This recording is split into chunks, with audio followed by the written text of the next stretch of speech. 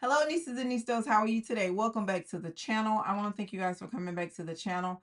I'm SavingsFashionista, and over here we do mainly things fragrance, whether it's body or home. And today we are here to talk fragrances. So if you're interested in hearing what I have to share, please stay tuned. All right, niestas, what's your preference? Roses or chocolates? All right, now I know some of us have some other preferences, but let's stick to the ones that can be, the essence of it can be captured and put into a fragrance. All right, so we're going to start off with roses and chocolates. So I have some of my favorite rose fragrances here and my only 3 chocolate fragrances. So I just want to share those and talk about those. But before we get into it, I did share some remarkable roses around this time last year. So if you're interested in checking out what I had to say a year ago, you can check that video out. Click the card above, but I'm just gonna show you these fragrances. I'm not gonna talk about them. I'm just gonna show them to you. And the one I gifted one of them, and the other one I decluttered it. So the ones that I shared last year, one of my very first favorite rose fragrances, it was Bryant Park from Bun Number 9. Another one in my collection that has been around for a while and it has a very subtle rose note in it is Chance Etendre by Chanel. Another one is Rose Prick by Tom Ford. Another one, and this is more of a tuberose sweet bubblegummy type of rose, and it is Velvet Vanilla by Mancera. And the rose of all the roses is definitely my favorite from this particular house is Delina Exclusive from Parfums de Marly. Now, I did speak about the Hibiscus Mahajad by Mason Corvelli in the previous content from last year. And I also spoke about Roses Greedy by Mancera, but I no longer have those fragrances. So my more recent or up-to-date rose fragrances that I would like to share with you. The first one comes from the house of Bun Number 9, and this is not new to me, but I have replenished it in recent times because I have had this fragrance before. And this is a true floral fragrance that has this beautiful musky undertone, but it has other fragrance notes with florals such as tulip, gardenia, and some peony, but it does have a very subtle, beautiful rose note in it that just mixed so well with the other notes. And that fragrance is Chelsea Flowers from Bun Number 9. This is such a beautiful fragrance, you guys. And like I say, I have always been the one in previous years, I don't like rose, it's old lady. That's not true, you guys, because to be honest with you, like vanilla is like a fragrance that is just about in 80% of fragrances. Believe it or not, rose, even if it's not floral, that is a very popular fragrance in many fragrances. It's just the truth of the matter. But now that I'm more into providing content, you know, I look a little deeper and now I can understand. I don't think that this fragrance is cool weather friendly. That's just me. But you know, I also believe in you wear what you desire when you desire it.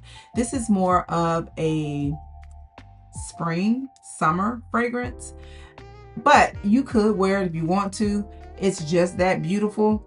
And the rose in here, it is remarkable. It's really pretty. So again, this is Chelsea Flowers from Bun Number 9. Now, these other rose fragrances, except for one, let me go ahead and cover this one. This is another very airy rose, and this is the baby sister to the Delina line. This is the La Rosée, and this is probably my most used one because this is the perfect one that you can pair with other fragrances and you can wear it more so in the summer months. And I really had a good time with this one. This was given to me for my birthday last year. Very beautiful rose. It does have that rhubarb and that lychee, but it is just extremely lightweight. It's much lighter than the Delina or the Delina Exclusive. And like I said, if you just want to add a pretty rose note to a fragrance that you are wearing, I would recommend using this, but it also wears extremely well during the summer months. So again, this is Delina La Rose. Now the rest of my roses, I do think that these are more cold, cool, weather friendly roses, you guys. And actually 3 of the 4 that I'm about to share with you, they are, well, 2 of them are extremely similar, very, very similar. So the first one that I want to share is Deluxe from Tiziana Terenzi. Now, this is known more so for its coffee note. Yes, it does have a coffee note, but I cannot deny that it has an extremely heavy rose note. So the coffee, the rose, and I do think that there's a little caramel or some type of tonka in here that gives it that extra sweetness. It is so beautiful. This is one of those fragrances that I would recommend if you are kind of reluctant to purchasing rose fragrances. This is one of those ones that I think that has a profound rose note, but it is more newly rose friendly in my opinion, but it's an absolutely stunning fragrance. So again, this is Deluxe by Tiziana Terenzi. Now the one that I think is very similar to the Deluxe by Tiziana Terenzi is another one of my favorites, and I am so happy that I have this in my collection. When I purchased this, I blindly bought this, and I didn't buy it with it being similar to Deluxe. I had not yet heard anyone say the similarities of it to Deluxe or even the Gentle Fluidity Gold, and I just didn't include that one in this video, but it is very similar to this. But this is Cambridge Club, and this is from Xerjoff. This comes from the JTC collection. Now Xerjoff, they don't share the notes. Xerjoff don't share the notes of the JTC collection, but according to Fragrantica, ooh, this is so good. This is also a sweet gourmand type of rose. It has that demi rose in it. It has, oh, this is so good. It has that sweet caramel note in it that just makes it something totally different in my opinion. It's not a very spicy note, but I think there may be some pink pepper notes in here to just give it that extra sassiness, but this is a really good fragrance. If I had to choose between the Deluxe, I don't even want to say choose because they're similar, but they are different enough to have them both. But if I wanted to purchase something first, if I could only pick one, it would definitely be the Cambridge Club. This is an absolutely stunning fragrance as well. So again, this is Cambridge Club from Xerjoff. All right, the next fragrance is a fragrance from K.I. Lee, and the more I play around with this, the more I'm growing a serious liking for this. But this is from her Oud Gasm collection that was released last year, and this is Rose Oud. Now, in watching some of the fellow content creators videos, this is the first like or the number one pick for some of them. However, it was not my number one pick, and of course, because I do have it in the 10 mil. But you guys, the more I play around with this, sample it, and just really embody this fragrance, I do want to upgrade it to a 50 mil because I can really see myself wearing this during the spring. I do think that it could wear really nicely during cold months also, but this is a absolutely beautiful fragrance. It's like an oud and rose fragrance. It is an oud and rose fragrance. That's exactly what it is, but it does smell like it has some heavy spices in it as well. So again, this is Oud Gasm Rose Oud by Kea. The next fragrance is an amber forward fragrance. However, it does have a beautiful rose note in it that is nicely balanced within this fragrance. And what I do like about this is that it wears so well on my husband.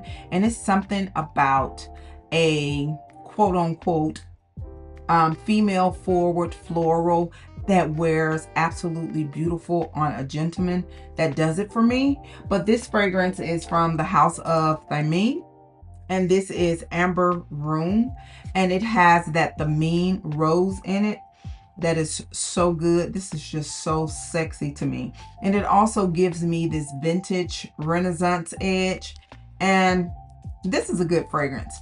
Try to sample this if you haven't gotten a sample of it. For me, I really like it because although Peregrina is an absolutely beautiful fragrance, I just feel like I have other things that has that same or similar DNA. But this, although it does have that rose note, is different.